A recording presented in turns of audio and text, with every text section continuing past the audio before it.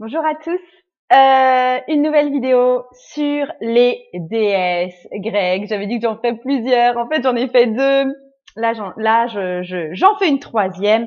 J'avais envie de vous parler d'Artémis, la déesse de la chasse. Alors, Artémis, je vais la décrire avec deux pages. Je vais la décrire avec le page de denier et avec le page de bâton. Je dis pourquoi je prends des pages pour décrire une déesse plutôt que des reines. Tout simplement parce que Artémis est une déesse vierge qui décide de rester vierge. Elle ne se marie pas, elle ne fait pas d'enfants, elle ne s'accouple avec aucun autre dieu, ni avec aucun humain, comme ça arrive très très souvent aux déesses et aux dieux. Donc il y a vraiment cette volonté de rester à la fois jeune, de rester, il y a une espèce de critère de pureté, et de rester dans cette jeunesse éternelle et dans cette liberté éternelle, parce que c'est une déesse libre.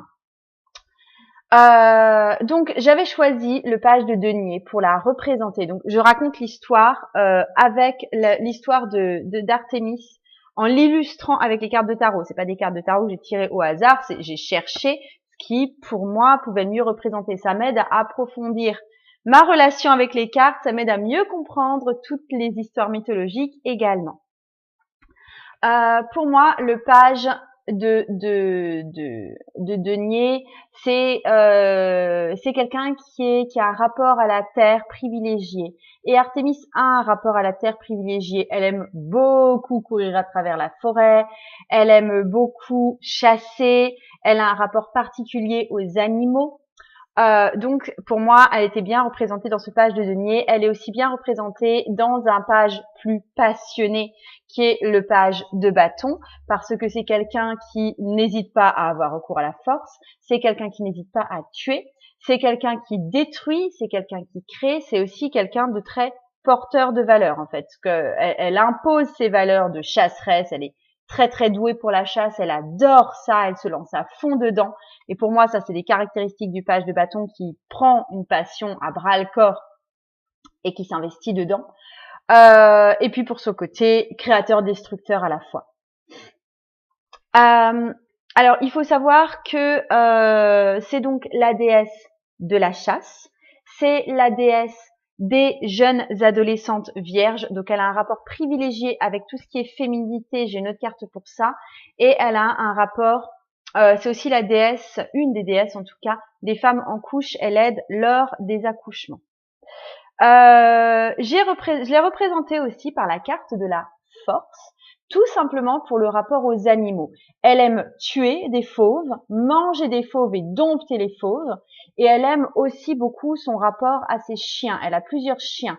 Elle a des lévriers pour poursuivre le plus possible les fauves qu'elle chasse, et elle a 3 chiens privilégiés pour leur force et leur courage. Et donc, c'est la femme dompteuse par excellence, la femme aux animaux par excellence. Elle est également couverte de fleurs, etc., ce qui montre pour moi son affinité forte avec la nature, la forêt et la féminité en général.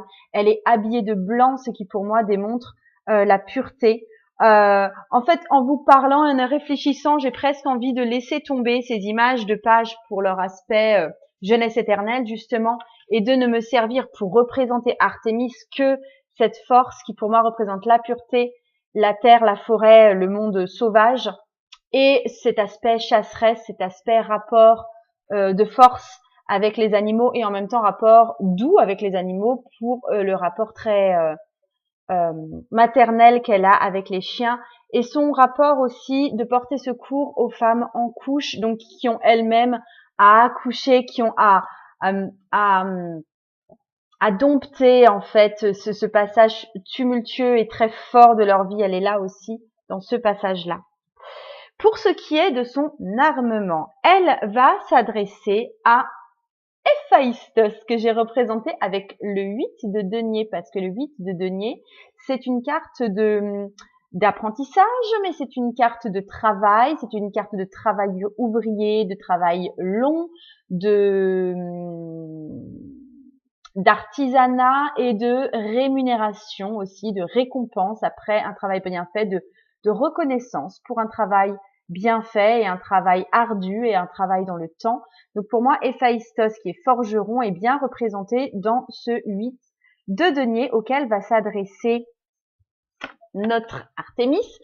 C'est la seule qui ose entrer dans l'antre d'Héphaïstos et qui ose y rester et qui n'est pas effrayée par son côté un peu rebutant et un peu travailleur forcené en fait.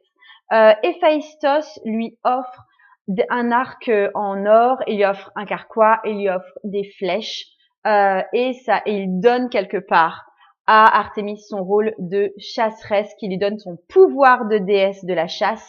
C'est pour ça que je le représente comme l'as d'épée, qui est pour moi une carte de prise de pouvoir, de prise d'armes, de prise de parole. Et du coup, ça ancre cette déesse dans le rôle qui va être le sien. Une autre histoire concernant Artémis, alors déjà, je voulais dire qu'elle apparaît souvent entourée de nymphes, entourée d'amis déesses aussi, et c'est vraiment, elle partage une forte sororité avec d'autres déesses ou d'autres nymphes. C'est la protectrice, n'oublions pas, des adolescentes et des autres vierges.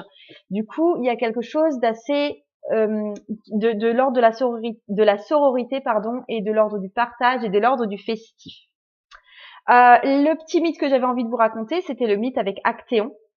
Donc, on part de là. Elle est tranquillement avec ses copines nymphes et déesses en train de prendre un bain dans une petite rivière en forêt, Madame Artémis. Et tout se passe bien et arrive par là un excellent chasseur du nom d'Actéon. Peut-être plus ou moins rival d'Artémis d'ailleurs, il est vraiment excellent chasseur. Je le représente sous les traits du chevalier de denier parce que les chevaliers sont des gens avec une certaine naïveté quand même, mais qui aiment bien se lancer des défis, qui sont vraiment dans la vie, qui sont dans l'action, qui ont aussi cette générosité de cœur. Et le pauvre Actéon, qui est à la chasse ce jour-là, donc effectivement, qui est accompagné de chevaux, de chiens, va se retrouver confronté à Artémis, et il regarde Artémis se baigner, sans l'avoir vraiment cherché, paraît-il, au départ. Artémis, elle le voit pas, elle, comme un chevalier de denier, elle le voit comme un 7 d'épée, c'est-à-dire quelqu'un qui fait un petit coup bas, qui profite d'une situation, qui est peut-être un peu taquin, qui est peut-être un peu séducteur, qui est peut-être un peu voleur. Et ça la met en rage. Elle tient vraiment beaucoup à préserver la pureté de sa nudité, à préserver sa virginité, à préserver son célibat, à préserver sa jeunesse de cœur. Et du coup, elle va sacrifier Actéon. Je sors la carte du pendu qui est la carte du sacrifice. Elle va l'éclabousser avec de l'eau et elle va le transformer en cerf. Donc il perd son statut d'humain, il perd son statut d'homme ancré. Il transforme la situation, il voit les choses différemment, il se met à courir beaucoup plus vite qu'un être humain, il comprend pas trop ce qui lui arrive en fait. Et finalement, il finit par en mourir, le pauvre Actéon, sous les coups, même si c'est pas direct évidemment, sous les coups d'Artémis. Parce que en fait, il va être poursuivi par ses propres chiens, il va être attaqué par ses propres chiens. Après, il va être rejoint par d'autres chasseurs qui vont finir par le mettre à mort. Et c'est comme ça, un petit peu dans toutes les histoires avec Artémis. Artémis, elle agit vraiment comme une gardienne des femmes, de la chasse. Enfin voilà, elle a quand même son rôle de déesse protectrice dans bien des circonstances. Par contre, dès qu'elle est provoquée, dès qu'elle est mise au défi, dès qu'on lui pique un truc ou dès qu'on met en menace sa virginité, alors là c'est pire que tout, elle attaque très durement et elle sacrifie quasi systématiquement sa victime. C'est vraiment une déesse, comme beaucoup de déesses, vengeresse, qui peut faire preuve d'une grande cruauté si on a dérogé à ses grands principes de vie. J'en ai fini avec Artémis. J'espère que la petite histoire vous a plu, que ça vous a éclairé sur vos propres cartes de tarot et à la façon dont vous pouvez les interpréter.